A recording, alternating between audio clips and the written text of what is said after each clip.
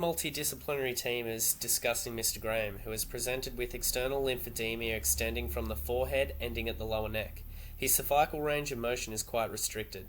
Due to his previous history of squamous cell carcinoma, he has had a left and right neck dissection, as well as subsequent chemotherapy. This is exacerbated by odonophagia and taste changes. He's been reporting a pain score of 4 out of 10 when eating. His intake is poor and not improving, and has recently lost a lot of weight. In addition, Mr. Graham has been suffering with depression and insomnia without psychological support. Walter works for the local council on their landscaping maintenance team. Ultimately, our goal as a team is to assist him with his gradual movement back into work, as that's what he desires. As the dentist, my biggest concern with Mr. Gray is deteriorating oral health, which I suspect is due to his dry mouth, causing the caries as well as the periapical infection on the 3-5. My main priority in the short term would be treating the apical radiolucency at the 3-5. Since the tooth is non-restorable, the most likely outcome after discussing with Mr. Graham would be to remove the tooth and possibly replace the space with an implant. The caries throughout his mouth, depending on the severity, will be replaced by either amalgam or composite.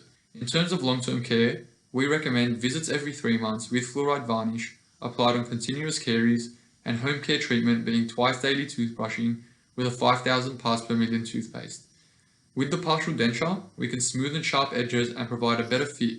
However, it seems to be caused by the dry mouth, so I'll need to contact a pharmacist to see if we can alter the medication. In regards to dry mouth, it is actually one of the side effects from tramadol, so I'm thinking to replace it with morphine 20 mg. The patient should be on tramadol controlled release anyway due to his liver problems, and the lozenge can be ceased according to the dentist. The patient is also on temazepam PRN for insomnia, but it's not recommended, again due to his liver problems.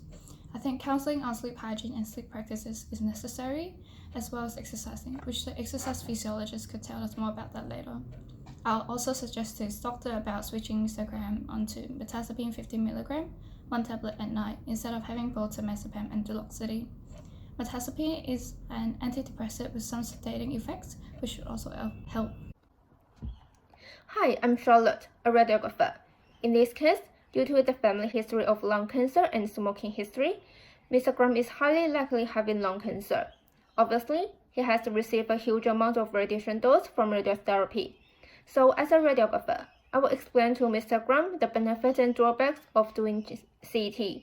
If he still refuses to have it, then I will discuss with his referral and decide if we can provide him other imaging with lower or no radiation dose, such as plain X-ray or MRI.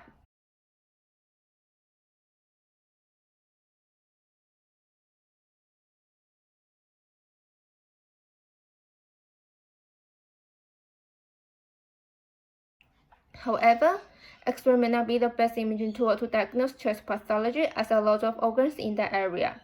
Metastasis is another problem we are concerned about. Other scan and follow-up image may be requested. Hi, my name is Anne and I'm an exercise physiologist. I will prescribe exercise interventions to improve Mr. Graham's physical and mental health. Progressive resistance exercises can increase muscle mass to get his weight back to normal. Rotator cuff muscles and upper back strengthening will help improve his posture as he has protracted scapulae and thoracic kyphosis. Aerobic exercises are also important as they can increase his cardiorespiratory fitness to decrease his risk of metabolic diseases. Exercises are also likely to increase his mood, which may help with his depression and insomnia, and manage his lymphedema through decreased swelling. As Mr. Graham's daughter is a personal trainer, she may assist in increasing his adherence to exercise. Hi there, it's Wes the physio here, and I'll be focusing on the acute impairments such as weakness and the associated range of motion deficits for Mr. Graham's cervical spine. We believe that the lymphoma and the edema in the cervical spine region has played a major role in reducing all movement at the neck, subsequently leading to vertebrae stiffness and weakness of the intrinsic neck muscles over time.